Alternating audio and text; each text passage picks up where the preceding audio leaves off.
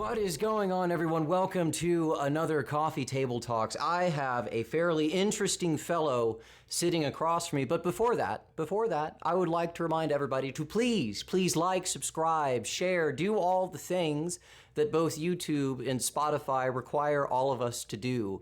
It is not just us at this table, it is also you, and you are part of this just as much as we are.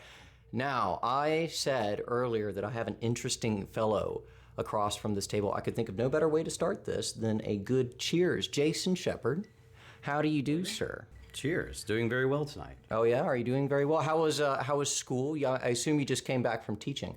No, I have teaching on Thursday night, so it's been a couple of nights rest. Actually, I had very good guest lecturer for my class, Greg Bluestein, with the Land Journal and Constitution, was in to talk to our class at KSU for an hour and 15 minutes about politics and the media. Oh, man, not 5 minutes into the podcast and you're already just oozing rhino, Jason. Exactly. Gosh, well, listen, Jason, you have heard a couple of my podcasts, and they all revolve around having coffee, but with you in particular, I had to have something a little harder on hand to ready to go our conversation. I also deliberately wanted to cheers with you at the beginning of the podcast. Now, why did I want to do that? Because I wanted to point out something that exists fundamentally in our party in regard to you and some of the things that you do. People do the exact same thing, but you exemplify it, I think, pretty darn well. Is when I cheersed you, there was a side of the Republican Party that says, wow, I wonder what kind of whiskey they're having, which, by the way, we're having Kentucky 10. It's not bad. But then there was another side of the Republican Party that says, I cannot believe William Spencer just cheersed Jason Shepard. How dare he? How dare he? Right? And now they're lumping me over to a side of the Republican Party that they don't agree with just by association. Right. This is something that I want to address, that I think desperately we need to address in the Republican Party. Now, it doesn't come unwarranted. They have opinions about you because you express opinions yourself. You are an opinionated fellow. And it's with those opinions that has drawn some of the ire from the Republican, groups that we talk about that feel a certain way about you. And I want to expound upon those opinions, Jason. Yes, you do have those opinions, but I want to understand why you think you warrant those opinions. Now, you are a fairly outspoken fellow. You have a Peach Pundit posting, right, as well as Facebook, like all of us do. Can you give me a little bit of detail as to your feelings as to why you think you are allowed to be opinionated the way you are, why you have some credibility behind your opinions? Well, I think that it's as fundamental as being American. I think it's the American experience, that we are a nation that is supposed to be built off of opinions, of debate, of trying to convince the other side that we are right. And, your opinion is respected, but let's say fundamentally you're wrong. And that's why we have two parties. And some would say we have more than that. You talk about third parties. Because it's a fundamental belief that is part of our American heritage, and such a part of it that's expressed in the Federalist Papers. I've always taught a little bit about the Federalist Papers, and of course taught about factions. Factions have always been a part of who we are as a nation. In fact, the big fear of our founding fathers was that factions would eventually tear apart the republic. The reason was not just theoretical. You have seen every single republic in world history up to that time, up to the time of the founding, completely destroyed from within by factions. So in Federalist 9, Hamilton gives a kind of a very somber view of it, a very stark warning. It's very pessimistic. I don't like it as much as I like Federalist 10, written by James Madison. And there's something very, my opinion, being opinionated, I can go back well into middle school and high school. It's always been sort of, and then maybe that's also the fact that at the dinner table when my parents were still together, was raised by a Catholic mother and a Jewish father. A lot of people, well, not most, but a lot of people know of my dual heritage. I always say I compromised and became a Methodist. But I was raised in both the Jewish tradition and the Catholic tradition. And obviously with that, there was a lot of debate. Not necessarily political. but a lot of why we believe what we believe, and feel free to express it. In high school, that turned into debate. As one of the founders of the Chattahoochee High School debate team. We didn't have one, it was a fairly new high school.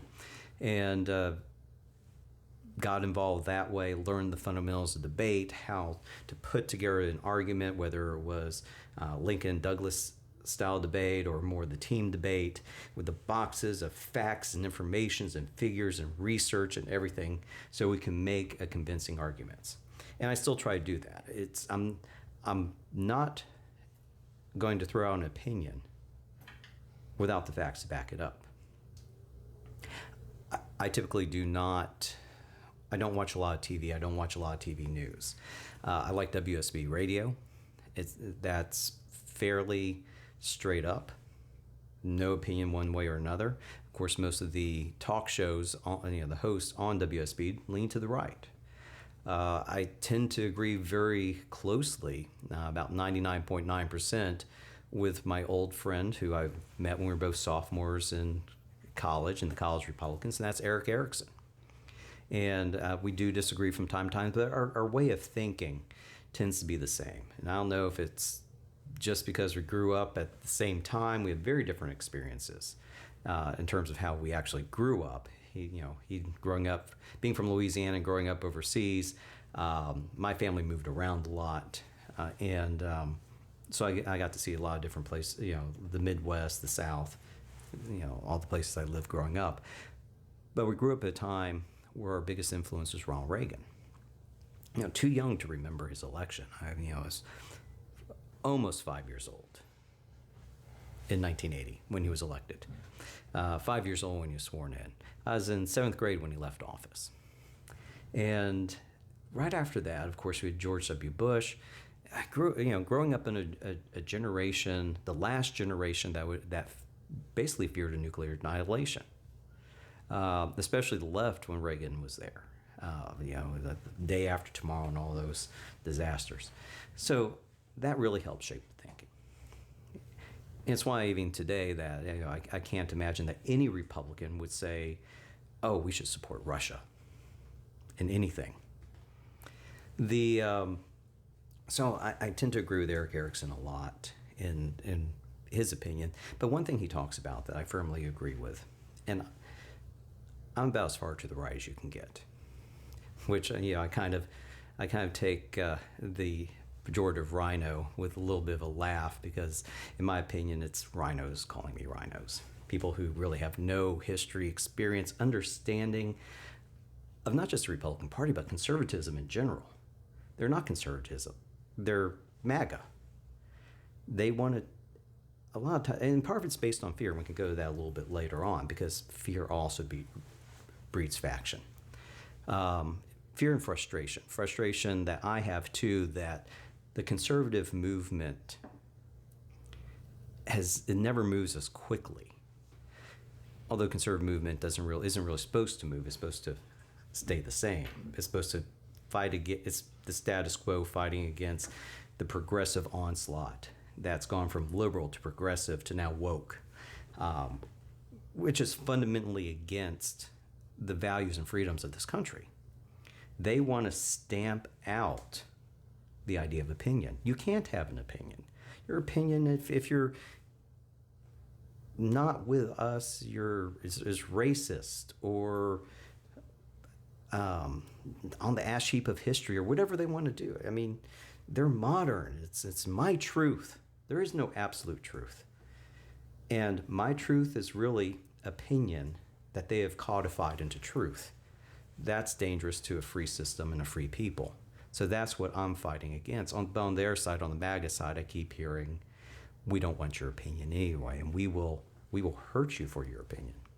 Well, if I may, Jason, so first off, I enjoy your tendency to give me a history lesson at the beginning. I love your movement from, talking about, the Founding Fathers, the Federalist Papers and everything, and you're like, you know what, let me give a little bit more of an introspective perspective, right? As to why it is that I'm opinionated. And I'd like to try and remain there as best we can. Because with my podcast, that's what I aim to do. I want to try and parse through the character that you play in local grassroots politics, to better understand you, right?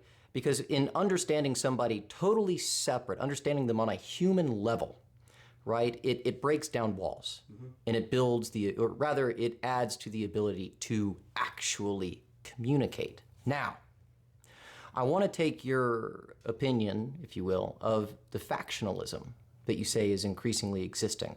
I want to take some of your critiques that you've had in the past, say of like the Cobb GOP or the Georgia GOP in general. Some of these things you can read like on the Peach Pundit. Right. Do you think some of your opinions or critiques have possibly fueled the factionalism that we've increasingly seen in the grassroots game and conservatism? What do you think about that? I think it's more of a reaction too, and maybe it's my reaction. My reaction back fuels the bigger reaction. You get egos involved. I want to be right. It's I want to defeat that person, and it almost gets to the point that it just becomes its own. It's no longer about the issue. It's about the personalities. To me, I look at some of the people who used to be considered friends. In it at the time, and experience is the best teacher. Second only to that is trial and error, which is part of experience anyway. I used to be the general counsel for the GRA. I was a GRA candidate for chairman of the Cobb GOP. But the more I found out, the more I realized what they were really about, the more horrified I became at what their real mission was. I saw a very surface level of it, and then I started digging deeper. And so, to me, it was about sounding an alarm. The other thing is just being around there's a difference between establishment and established. Establishment are people who go with whatever flow. Their main goal in the party is, I have always, kind of like Rhino, these terms are changing recently. But to me, establishment was always people who made money in politics and really didn't have any core values. Now, there are people who make money in politics who have core values. I wouldn't consider them part of the establishment. I haven't made any money out of politics for, probably 15 years or more. But I'm established. I've been around a while. I was college Republican state treasurer in 1995. That's 28 years ago, almost 29. You're old, Jason. I am old. Well, my 30-year high school reunion's next year. So I had that. I had the experience in the college Republicans, and even then I was opinionated. I was not reelected as treasurer because of my opinions against the candidate running for chairman, who was from UGA, a guy named Jeff Stubbs. He didn't like the fact that I wouldn't give him blank checks signed when he was first vice chair. He recruited 2 people to run against me, and I was not reelected. However, in his wisdom or experience, he didn't change where the canceled checks were going.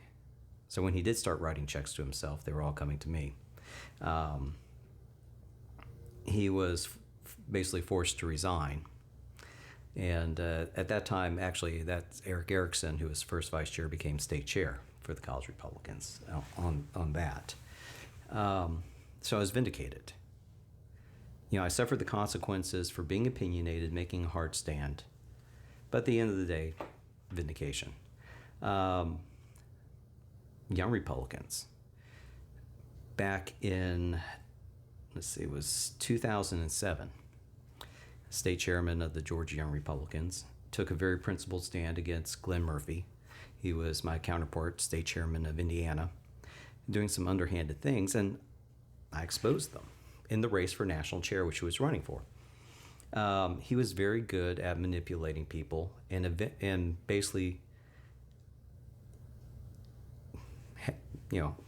rounded everyone together, his supporters, or even people opposing him, but were so afraid not to so afraid to oppose him, even though they were supporting their candidate that they joined in as well, to nationally censure me. Eventually, you can't side with the opposition on something and survive. The other side dropped out. Glenn wins by acclamation. A month later, he resigns from office. He will end up serving 2.5 years out of a 5-year sentence for sexual assault. The case was so public at the time. Jay Leno was the host of The Tonight Show, and he was making jokes about Glenn Murphy in his monologue and the scandal we were facing. Once again, I suffered consequences for taking the stand and seeing things early, but by the end of it, proved to be right. You take stands on things that matter. I mean, some of these, as Thomas Jefferson said, it's you stand like on issues of style, you go with the flow, but as substance, you stand like the rock in the river. And you got to do that. And because what we're talking about within politics especially, the stakes are too high. It's the survival of the last best hope of freedom in the world. I mean, what happens if we're gone? What happens if we become a second world country? And these things, and now as a father with 2 children, my daughter turns 11 this week. I've always looked to the future of this country, but now it's even more critical. Do I want my son drafted because we made the wrong decision in Ukraine and the war expanded, and that he has no choice but to go to war? And quite frankly, I don't trust the politicians these days to prosecute a war like Roosevelt did in World War II. So opinions are important. It's whether it's calling out what you see as wrong, even if you're the only one calling out what you see as wrong. Jason, there's 2 things I want to kind of expound upon a little bit. We're going to kind of get off the flow of things a little bit, I think, here. But as good conversations go, we've opened up some doors that I want to tread through a little bit. The first one is more of a realization, right? So when we parse through you as a character, through your want to be opinionated, through your want to be critical of the system that is the Georgia GOP or politics in general in Georgia, you seem to stem it naturally through exposure, through life experience, you wanting to expose something that otherwise would have remained unexposed, that would have been an overall detriment.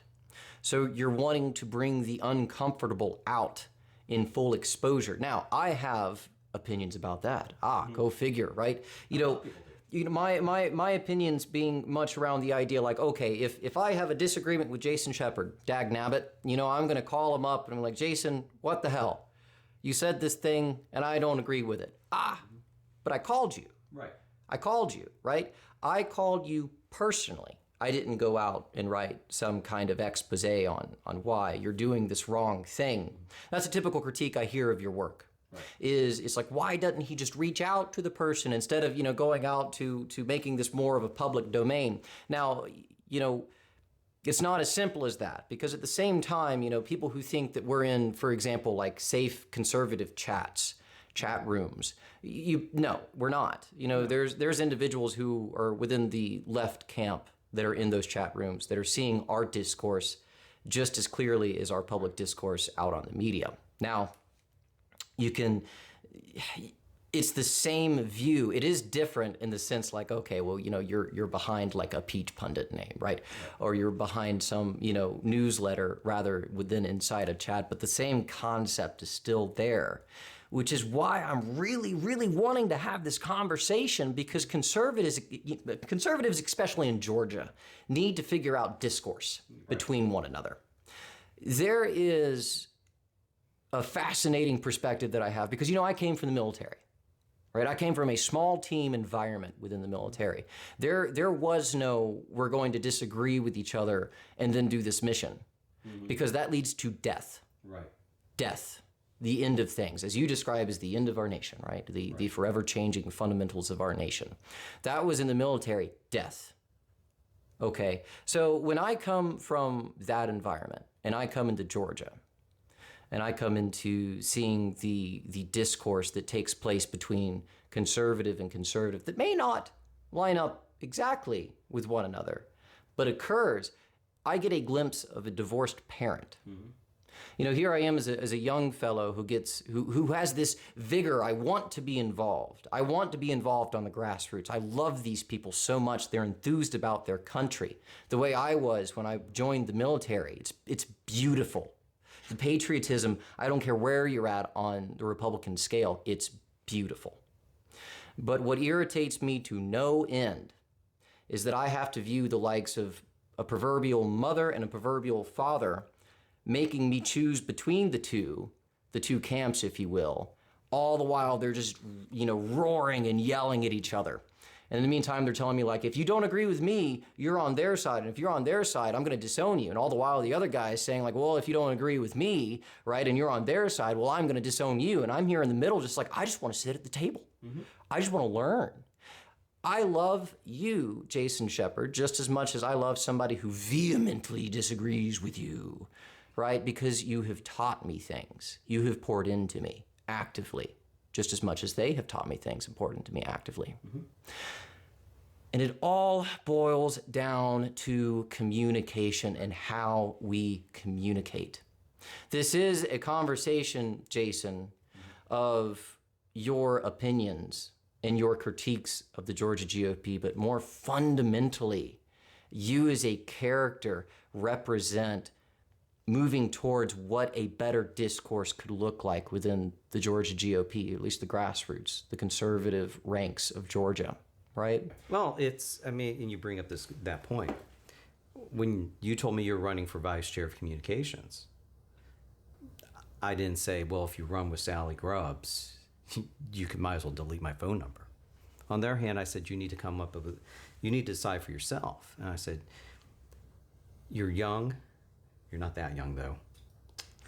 You're bright. You are that bright. And I don't go into idle flattery. But you have the opportunity to change things. You have the opportunity, especially vice chair's communication, to steer things. I do notice, as someone sent me something a couple days ago from the Cobb GOP Facebook page, that I am still blocked. So that means that, just out of curiosity's sake, I'll go on Twitter or X or whatever Elon Musk is calling it this week, and I'm still blocked. Now, it's kind of ironic that, if they wanted to open up communications and relationship and try to repair things, then that would be an easy way to start. Because all I have to do to see the Facebook post is to log out. It's a hassle. I could do it. Actually, I had to do it because Greg Bluestein, our favorite person, asked me who were some of the speakers that had spoken at the old headquarters. And I had to go back and look at pictures from Rose Wing and Joe Dindy and all the way back. And to do that, to get on the Facebook page, I had to log out. And obviously, the Cobb GOP is not public official, where you can't do, if an elected official can't do that legally. But we're supposed to be an organization. There are Democrats who are not blocked from the Cobb GOP. And the only way you would get blocked from the Cobb GOP page when I was chairman is if you constantly went on and constantly used profanity. That was how you got blocked. I know I didn't use profanity, and I know I didn't post something on there to get me blocked. So then we'd start talking about communication and talk about which parent in this. A lot of these private chats, there are people who leak stuff to me all the time. It never makes it on Peach Pun. It doesn't make it on my Facebook page. I see gross violations of party rules constantly in these chats. Gross violations. But once again, you got to pick and choose your battles. And I can sit there and rail against it, but I know because of the makeup of the county parties right now, they're more, and that's why I said I smirked because it's the rhinos calling me the rhinos, and that's a little tongue in cheek. But to me, one of the fundamental things about being Republican. The reason I am Republican is I believe in the rule of law. I didn't become a lawyer until I was in my mid-30s. So I had that grounding in me that helped shape my ideas. And once again, this goes back to opinion. Shape my ideas and shape my opinion. That you follow the rules. You follow the law. We're a party about the rule of law. We're a nation of no one's above the law. It is a fundamental, basic part of our nation, going back and influenced by the Magna Carta, which was signed in 1215. But I see people who, rather than change the rules, just completely ignore it. Sally Groves was reelected chair of the Republican Party. That means for this new term, I was reelected immediate past chair. That means my resignation back during her first term and my first term is no longer in effect because I was also reelected. I have not gotten a meeting invite for the executive committee. I've not gotten a meeting invite for the county committee. That's a violation of the rules. That's technically a violation of state law as well. This is the first you ever heard of it, right? And if we were just having a conversation, not on a podcast, now I've talked to my friends about it, but I've not put it on Peach Pundit. It's now breaking news, I guess, or we're bringing people into the conversation who had never heard of it, but I have to make the example.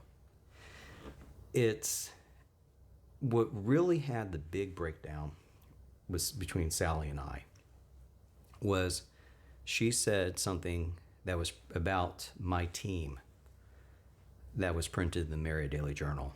I responded privately, not publicly, meaning only my Facebook friends could see it, and they could not share it because it was limited friends only. A criticism back to her. She attacked me in the newspapers. I attacked her privately on Facebook to a large audience, but still a private audience. Now the question is, who's the one that's really out there bashing people?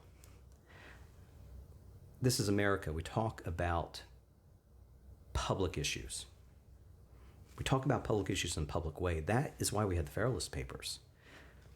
This was a debate in the national, in the regional, but went nationally through the newsprint on why we should or should not adopt the Constitution.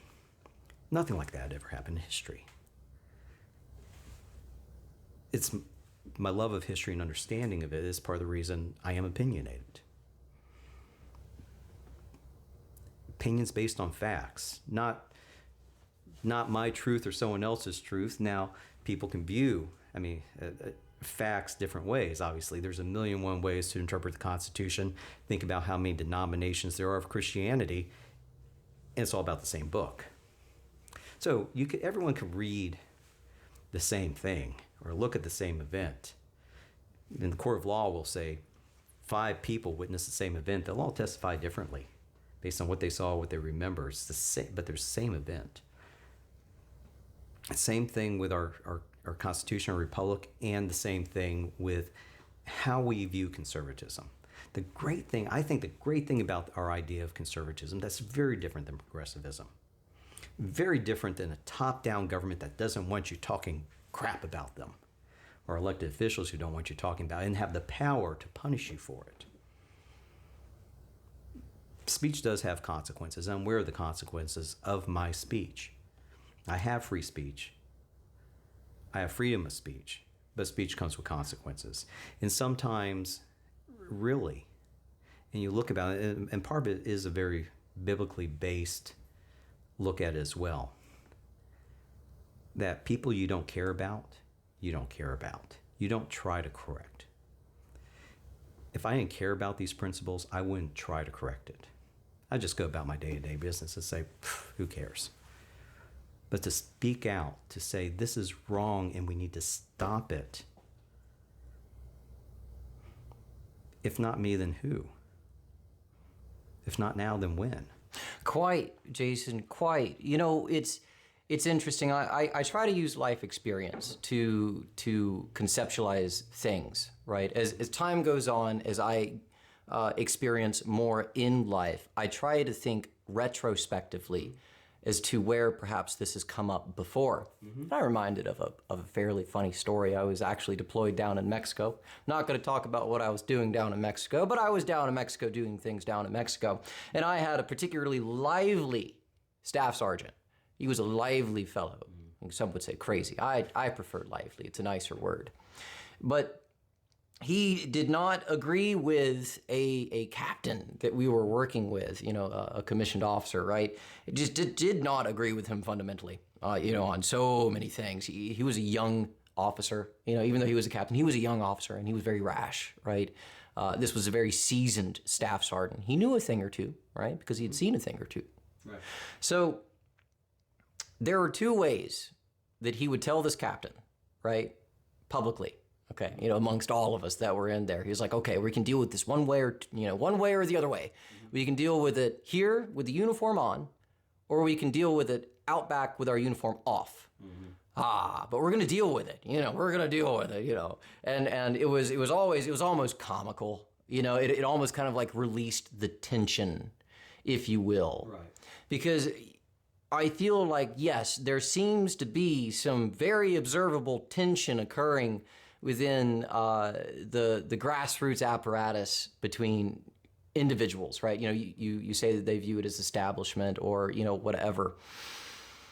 Yes, there is tension. What I am desperately trying to find out, Jason, is how do we communicate in such a way that tension can be resolved?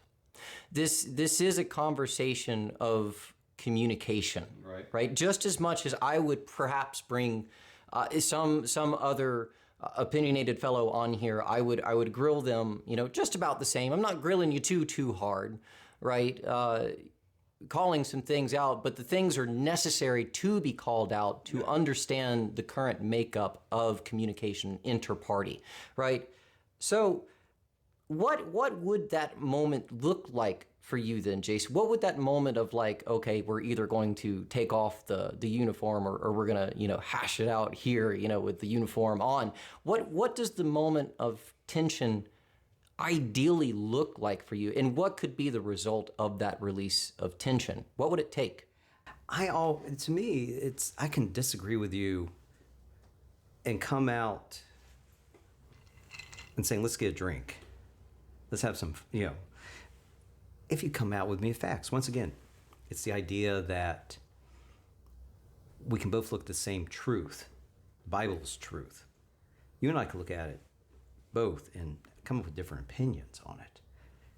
But at the end, we're grounding our opinions based on something tangible, something solid, something hard. Let's talk about the Constitution. Let's talk about what the Georgia Constitution says about the powers of the governor and the powers of the Secretary of State. Let's talk about the idea that we don't want drop boxes. Well, as long as ballots are mailed in, you have a drop box at every single driveway, in every single office park, in front of every single post office, and they're not monitored. And oh yeah, post office will deliver the absentee ballot without a stamp. So let's talk about the real problems. Let's get to it. But if we cannot agree on the starting point, if all you're going to do is parrot to me something someone else has told you that you have not looked up, you have not gotten the facts, you do not understand the process, that you're telling me the governor can do something that he legally cannot do, and you're sticking by your guns. Well, that's not opinion. That is your truth. That is woke. And you might as well just be a Democrat, in my opinion. That's where I lose respect. When respect is lost, then there is no need for relationship. I will go head to head with someone. I mean, that's what I did in debates. We were debating both sides of, different sides of the same proposition. This house holds X. You argue the pro, you argue the con. When I started getting my master's at Oxford, one of the first things I did was join the Oxford Union Society, which this year, 2023, is its bicentennial. They have been hosting debates in the spirit of freedom of speech for 200 years. I think it's next week. Kevin McCarthy's going to be there debating, along with Frank Luntz, on the side that says American intervention is a good thing. When they published a term card, they didn't have anyone yet to argue the opposite. So the Oxford Union can be bipartisan. They're having a separate event. Also, I think, like I said, it's next week or maybe the first week of November with Nancy Pelosi. And you don't have to be a member of the society to watch their debates on YouTube. They're all on there, including the great one back in January where a Russian comedian broke down the folly of climate change so clearly and succinctly that it went viral. It's based on opinion. His opinion is based on facts. Facts are almost indisputable, but people can look at it as different ways. I believe the climate's changing. It's getting warmer. You know why? Because 1,000 years ago, before the Norman invasion of England, England was growing grapes and making wine. Then all of a sudden it got cold, and grapes wouldn't grow in England. So they started growing wheat and making beer. And then taking that wheat and making better things like whiskey. But now, England's growing grapes for wine again. I don't know what made England so warm. I don't think it was the cars. I don't think it was the airplanes. And I don't think it was cow flagellants. But something had England warm in the 1,000 years ago. And it's taken all that time to get warm again. So there seems to be a fact of climate change. I mean, history tells me there's climate change. Was man's contribution to it? I don't know. I suspect very little. More than that, kind of like that Russian comedian whose name does escape me, it's the opinion part is that it's really first world modern Western democracies that are limiting themselves, while Russia, China, everyone else could care less, and they're polluting a lot more. Where's the opinion? There's facts. Someone could argue with me on the other side, but as long as we are starting at the same point, and they're saying that that climate change does have a human capacity to it, part of it, and that even the little bit that the Western world can do, even if China and Russia won't change, at least we can do our part. I can respect that opinion because it's grounded in fact. Where we don't, and the one thing is people also don't realize that there a lot of times is a lot of private one-on-one conversation. Before I went public about resigning over the censure of Brian Kemp, which was a violation of the rules, in which I shared with Sally all the emails back and forth with Michael Opitz, who presented the resolution, on why the resolution violated the rules. That I said to Sally, Michael knew that this resolution was a violation of the rules. I said, Sally, you're new. You've not been part of the county committee. You don't know Robert's Rules of Order. Your parliamentarian should have brought it up, but that's a conversation for a different time. And she and I have had, her parliamentarian, have had very vocal, very intense face-to-face conversations that have lasted hours on this stuff. And I'm not mentioning her name now. People could look it up. But I've also really never put out a thing about her publicly, And I said, Sally, here's the decision. Here's your choice. Here's your first test of leadership. You have the evidence against Michael Opitz. Here he's gone or I am. You make the decision. You're the chair. We see which decision she made. What I see, Jason, this is exactly what I mean in terms of the divorced parent analogy that I use, right? Because again, I want the listeners or the viewers, for that matter, if you're on YouTube or Spotify, I really want you to try to have this painted in your mind, is that the youth is really what I'm concerned with. Really, really, ideally, because the youth is the future. The youth is the stone wall and the individuals that are going to work back the culture that we're experiencing now. But we're kind of lost. And, one of the places that we're kind of lost in is like, well, okay, well, where do we go?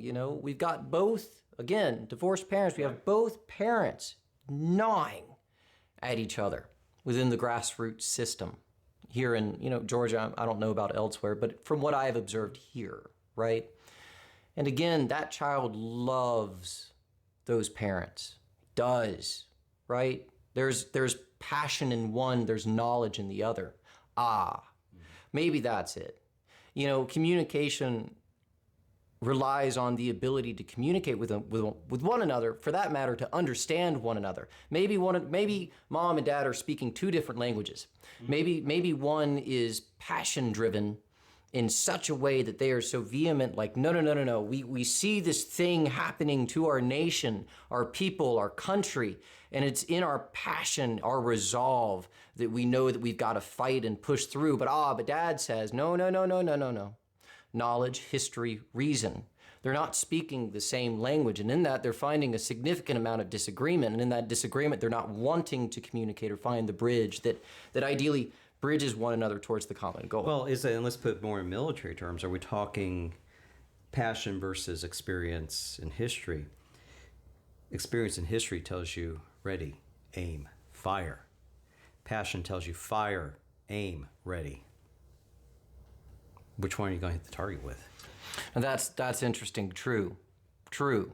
Because there is a time and place for passion, Jason. Oh, very much so. Yeah, absolutely. Because it's a driver. Not just a time and place. It's essential. It is essential. My opinions are come out of passion. They come out of logic, but the logic fuels the passion. Why do I love this nation? Why? You served in the Marines.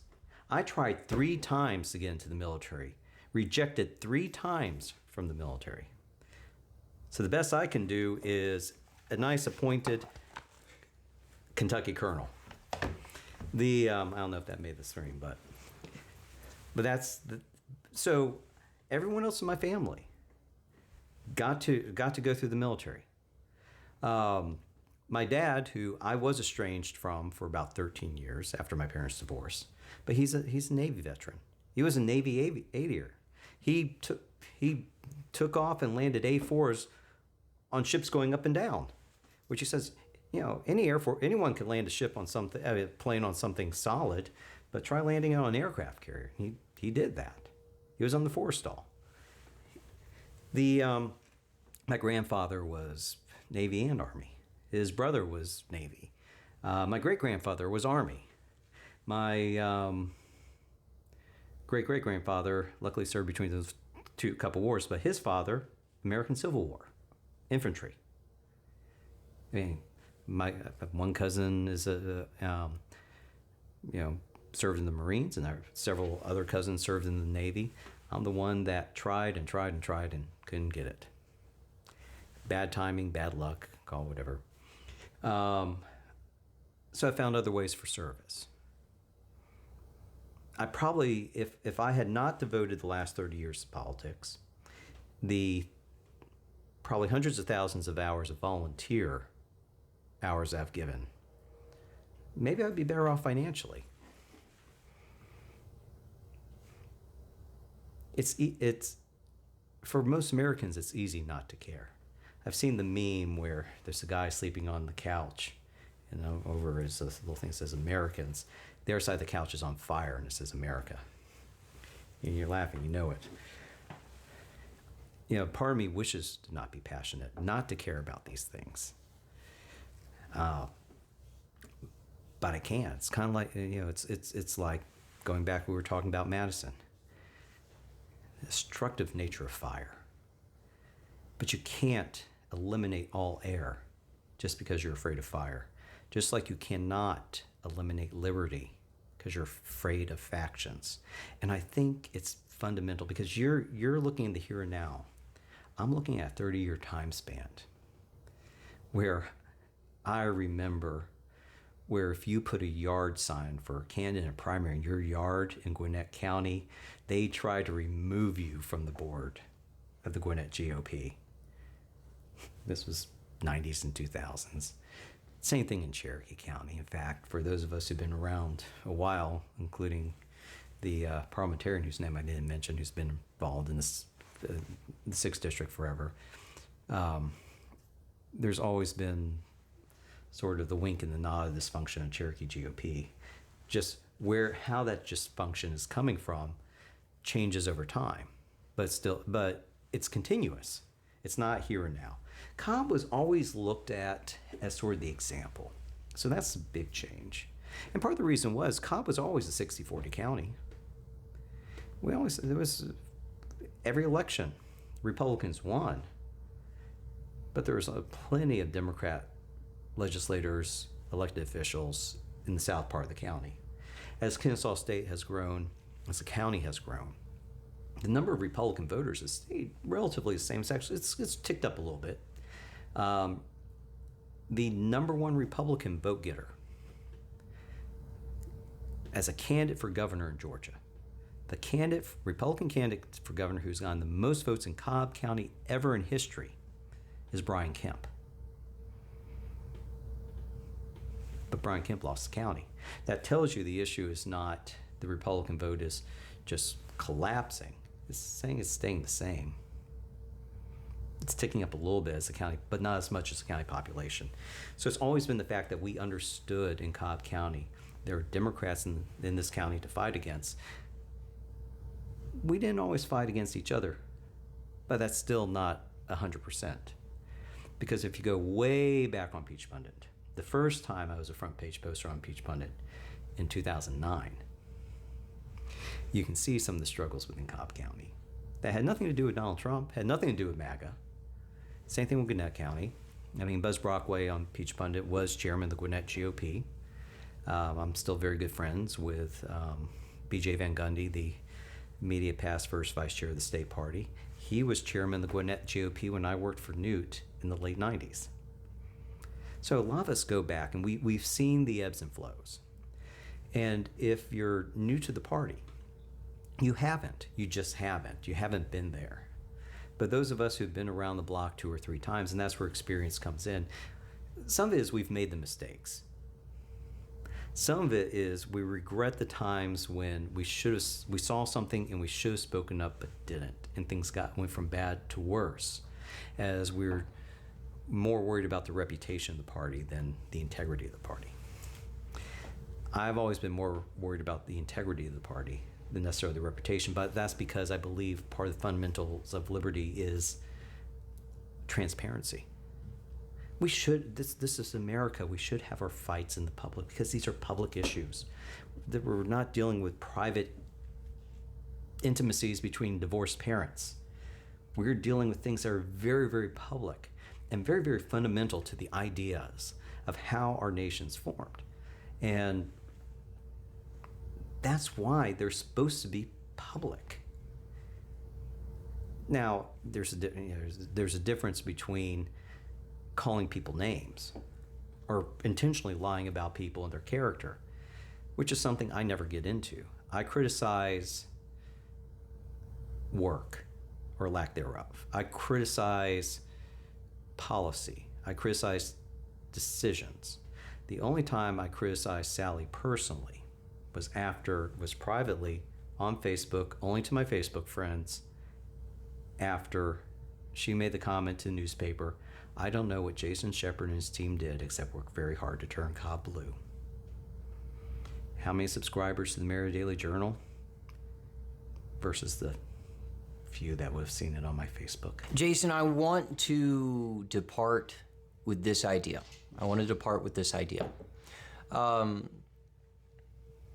World War I. In World War I, there was a time in which the average American was called to a higher standard, right? There was a physical manifestation within the world that there was an evil right? And then in that evil that we as American Westerners are going to stand up and represent what is good, right? World War II, similar, Right. very similar, in the sense of like, okay, well, it's time to stand up. It's time for the young fellow to go and die. Quite literally, that was the decision they had to make. They had to enlist, go, and understand the fact that they are going to perpetuate the goodness of Western values, with the understanding that they're probably not going to come home. Beaches of Normandy come to mind. My great uncle was there. Very nice. The thing that I'm left with now, the thing that I struggle with currently, as a young fellow, right, is I think we're living in a very similar time. I think we're living in something that's just as drastic as the world wars in a sense, except it's not taking a very tangible form. We're starting to see a tangible manifestation now, with, Ukraine, you've got Iran, their little ongoings in terms of Hamas and Israel, right? But I think there's something a hell of a lot bigger in the sense of theological and ideological. We're living in a time theologically and ideologically that we can go down one road or we can go down another road in terms of future human existence, being prosperous or being restrictive. We are coming to a point in time where we are being called to stand up to a higher standard than ourselves, than what we're accustomed to.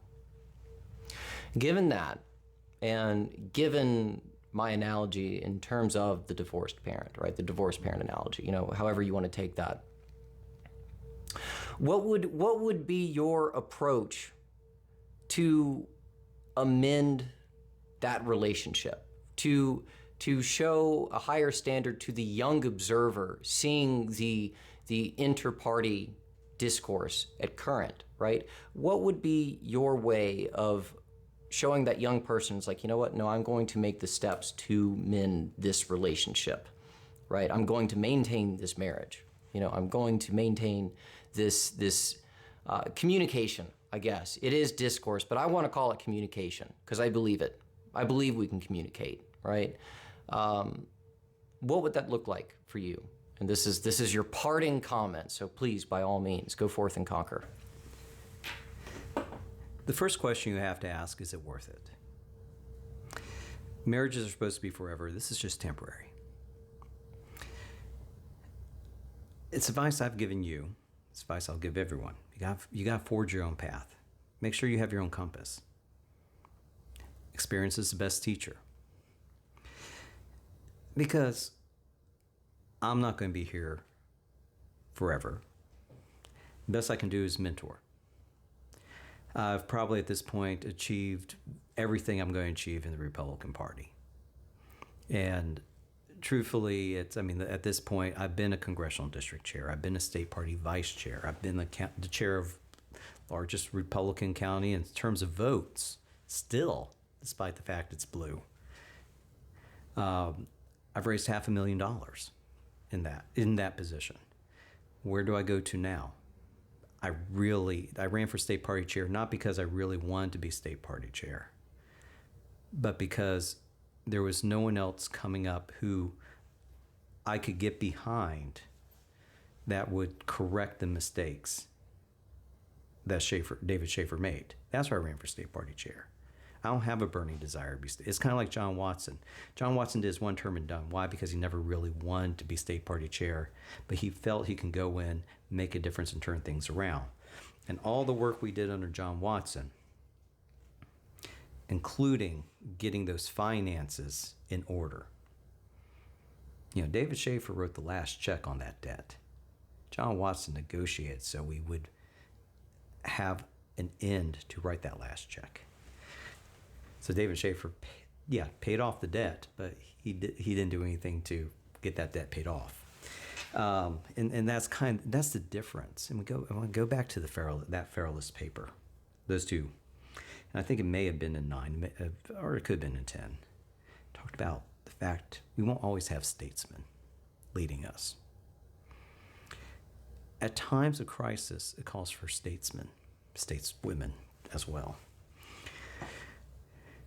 People who, it's fundamental. It's also to me fundamental in the American experience. It's why we have the largest volunteer military in the world, because we understand that sacrifice comes to uphold these ideas.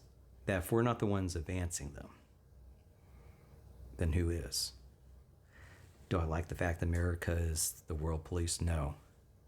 Is it essential that we are? It is. Because who else is going to step into that vacuum but Russia, China, Iran, and our enemies?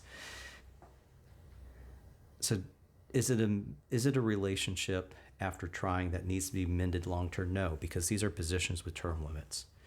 That's why I don't get Donald Trump. He can only serve 4 more years. People tell me like, well, then his no, that doesn't happen very often. That's the exception, not the rule.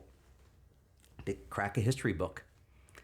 I'm not willing to gamble. I'd rather, there's a lot more, there are many, many more presidents who have gone 8 years than we've gone from one Republican administration to a brand new Republican administration.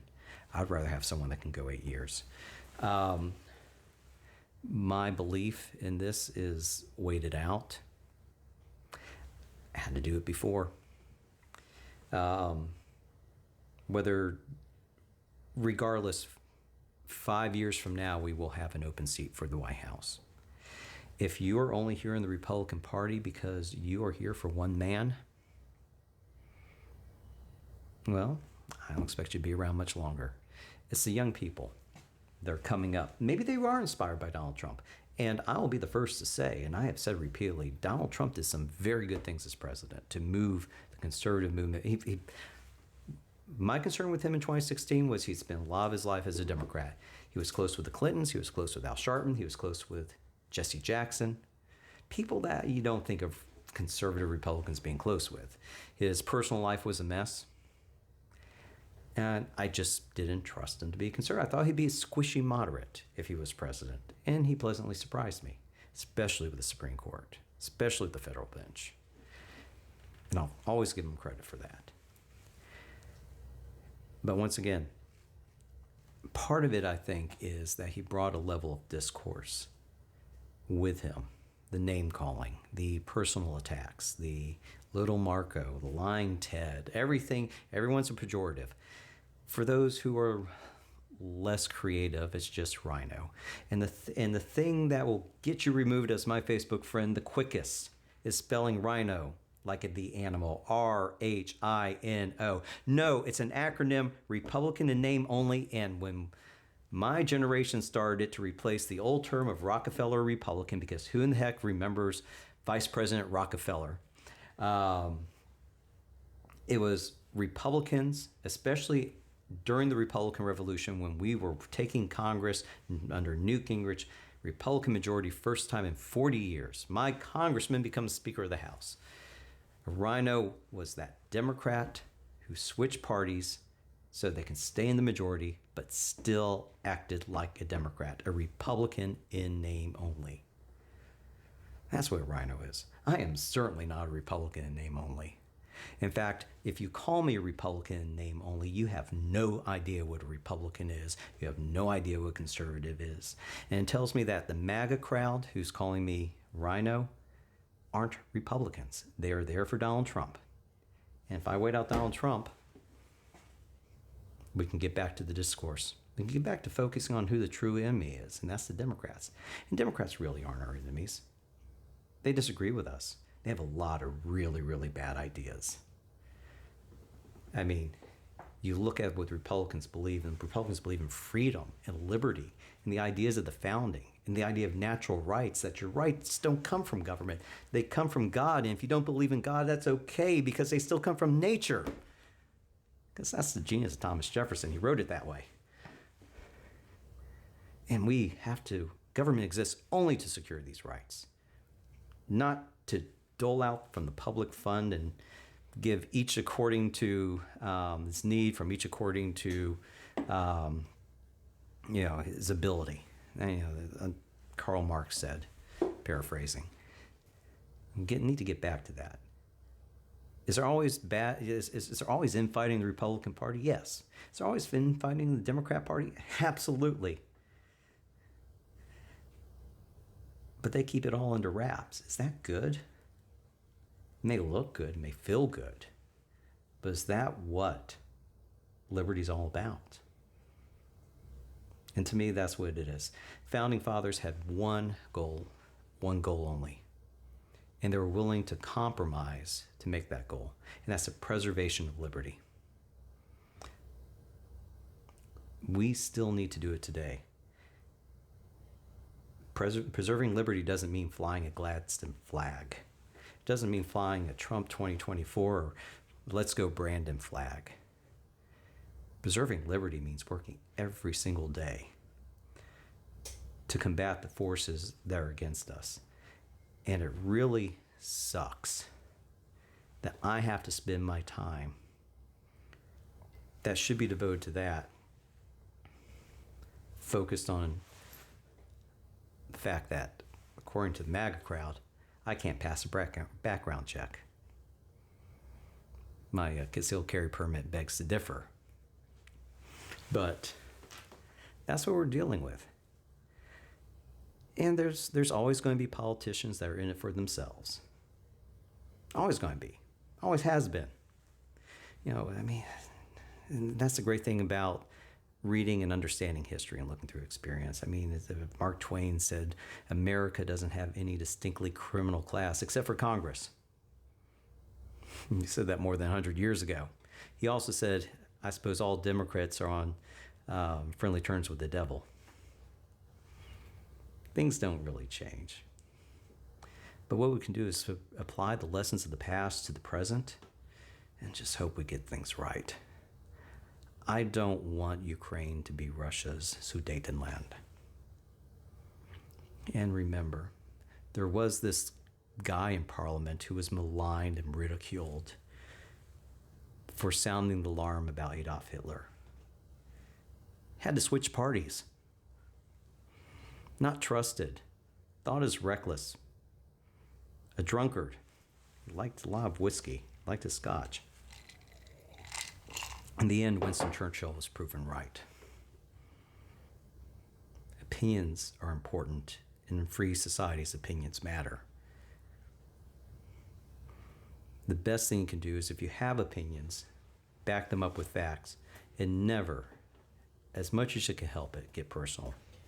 Jason, hand me your glass. Hand me your glass. I gotta say, man, thank you so much for the conversation, brother. It was good because, like I said, Jason, I aim to do my best to figure out this communication game. I am new to conservative discourse, right? There is something that I am in constant learning mode, which I think we ought to be, right? We ought to always be learning how things work, learning where the patterns exist and where they're always going to exist within history, right? And then building off of that experience, and then in hopes of building off that experience, you know how to mitigate it when time comes in the future, right?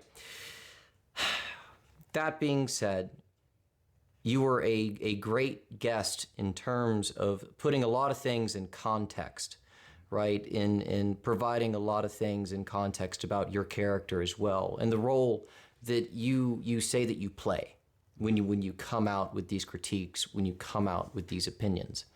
It's going to be funny. We'll post videos up, and we'll do the Spotify thing, and folks will be expressing their opinions. Right.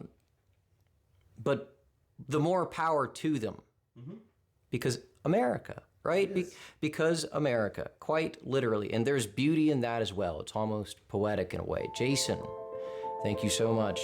Cheers to you, brother. Have a good night, okay? Pleasure talking.